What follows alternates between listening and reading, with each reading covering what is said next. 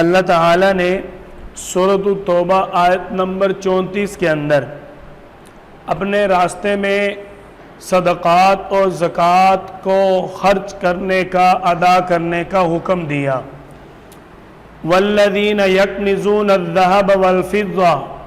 کہ جن کے پاس سونا اور چاندی بڑا خزانہ ہے، وافر مقدار میں موجود ہے، ولا ينفقونها فی سبیل اللہ، اگر وہ اللہ کے راستے میں خرچ نہیں کرتے، فبشرهم بعذاب علیم، ان کے لیے دردناک عذاب ہے۔ آپ صلی اللہ علیہ وسلم کے فرامین میں مزید اس سونا اور چاندی کی وضاحت ملی کہ جس کے پاس 7.5 تولہ سونا یہ اس کے برابر مالیت ہوگی جو ضرورت سے زائد ہے، اگرچہ وہ مال تجارت ہی کیوں نہ ہو، ایسے شخص کے لیے زکوٰۃ ادا کرنا واجب ہوگا اگر اس مال پر سال گزر چکا ہے۔ دوسری چیز اللہ تعالیٰ نے فرمایا والفضہ، چاندی، جس کے بعد چاندی کا خزانہ ہے، وافر مقدار میں چاندی موجود ہے،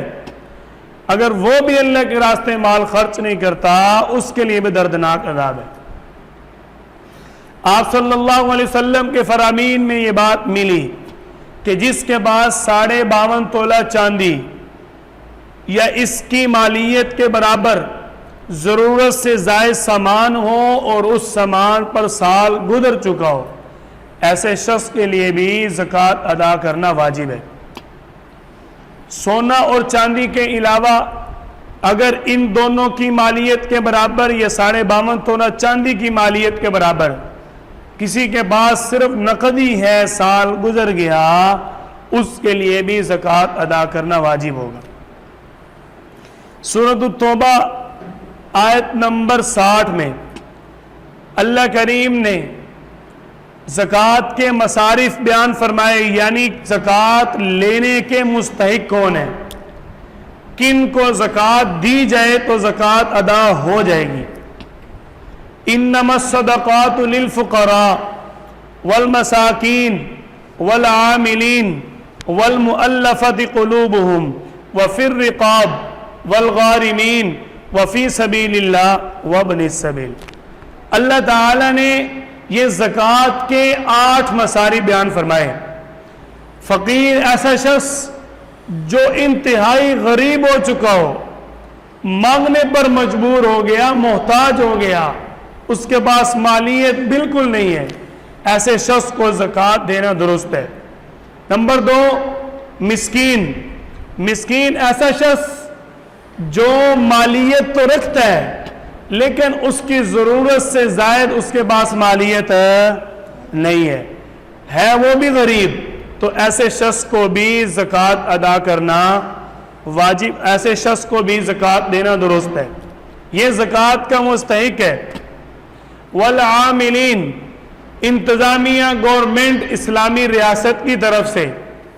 جس کو زکوٰۃ جمع کرنے کے لیے مقرر کیا گیا ہو، ایسے شخص کو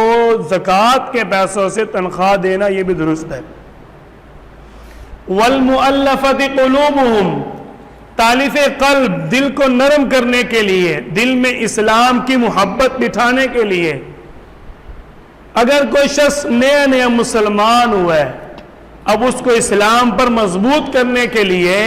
اگر وہ غریب ہے تو اس کو بھی زکوٰۃ دی جا سکتی ہے۔ وفی الرقاب، غلام، ایسا غلام جس کو آقا یہ کہے کہ اگر تو اتنے پیسے کما کر لے آئے تو میں تجھے آزاد کر دوں گا، ایسے غلام کو بھی زکوٰۃ کے پیسے دینا درست ہے۔ والغارمین، مقروض آدمی، کوئی شخص اتنا مقروض ہے کہ اگر وہ قرض ادا کرے گا تو بالکل محتاج ہو جائے گا، فقیر ہو جائے گا، غریب ہو جائے گا، ایسے مقروض شخص کو بھی قرض ادا کرنے کے لیے زکوٰۃ دینا درست ہے۔ آخری، وابن السبیل، مسافر، ایسا شخص جو مسافر ہے، کہیں دور گیا، اگرچہ صاحب نصاب تھا لیکن اب اس کے پاس وہاں سے اپنے وطن میں آنے کے لیے، اپنے گھر آنے کے لیے گنجائش نہیں ہے، اس کے لیے اس کو مانگنے تک کی نوبت آ گئی، ایسے شخص کو بھی زکوٰۃ کے پیسے دینا درست ہے۔ وفی سبیل اللہ، اللہ کے راستے میں دین کی اشاعت پر مجاہد، اللہ کے راستے میں جہاد کرنے والے کو بھی زکوٰۃ دینا درست ہے۔ اللہ تعالیٰ فرماتے ہیں فریضۃ من اللہ، یہ تمہارے اللہ کی طرف سے تم پر مقرر کیا گیا کہ ان لوگوں کو زکوٰۃ دو، ان لوگوں کے علاوہ اگر کوئی شخص زکوٰۃ دے گا تو اس کی زکوٰۃ ادا نہیں ہوگی۔ زکوٰۃ کے بارے میں یہ بات ذہن نشین فرمائیں، اگر کسی نے جانتے ہوئے ایسے شخص کو زکوٰۃ دے دی جو مستحق نہیں تھا تو اس کی زکوٰۃ ادا نہیں ہوگی۔